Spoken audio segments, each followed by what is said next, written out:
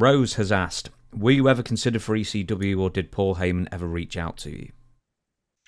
That's a good question. Yes, Paul Heyman reached out to me. Did he really? Yes, he did. I didn't know this. But he never booked me. I said, listen,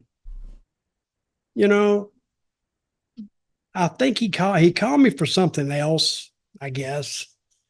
But we got to talking about it, and I said, hey, book me up there. Oh, anything you want, blah, blah, blah. It was like when we got off the phone, it was like, well, hell, he's going to book me on the next show up there. But he never did book me. I don't know why. So, and another thing about, I forgot what I was going to say. Hold it 1 second there. Okay, 1 sec. Okay, Dutch couldn't remember that story, but he's got another story. I got 1,000 stories. I just can't remember them all at one time. But one night we were working for Continental, and Eddie Gilbert was the booker. And Eddie and Paul go back a long way, because Eddie was actually the first one to book ECW in the early days. Mm-hmm. And then I forgot what happened. Eddie fell out with them, got mad at them or something. Then Paul took over. But one night we were in this town in Alabama, and he did something to me. I forgot what he did. Oh, I was reading a book,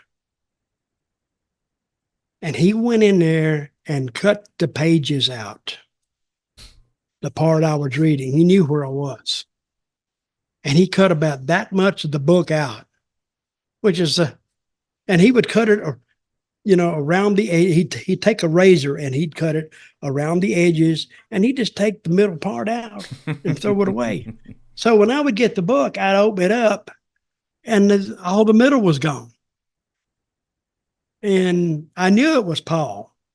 Paul was at the ring because somebody had just gone to the ring. He was managing them. And I walked to the ring, and I had my bullwhip with me. I said, you son of a, because we didn't have many people there anyway, so we was getting around. And I walked him around the ring, and I was popping it and the people. And then I went outside. He went outside the building. He went out the side door, went around, and the people followed us, went all the way around, went around the front, and he went around the side, and it went back in, and then went back to the dressing room. But the thing is, the people, actually about 50 of them, followed us outside the ring, and it was during a match. And I bet they went home and they said, what the hell were they doing? And what was supposed to happen? But if I could have hit him, I would probably popped him on his butt just a little bit, because he used to make fun of the whip. And, Paul used to be, this is another story about Paul. Paul was released from WCW. And a lot of people don't know why. I know why, because I was in Atlanta airport one day, and I was trying to change my seat. And I looked in, and Paul was at the counter with I think it was Delta, with the Delta people, and they were changing paper back and forth and looked like tickets. What he'd do, he would take these tickets and he would keep changing them till it looked like his name showed up in the position of the payee, like that he paid for the ticket, because he couldn't change it around and get his money back. If WCW had paid for the ticket, they wouldn't send him the money. He just canceled the whole ticket. Some of those tickets, $500-$600. So when he finally got it to a position to where the payee was Paul Heyman, then he'd cash them in. And they don't tell him how much money he got off that till they caught him. I don't know why they didn't charge him. That's criminal.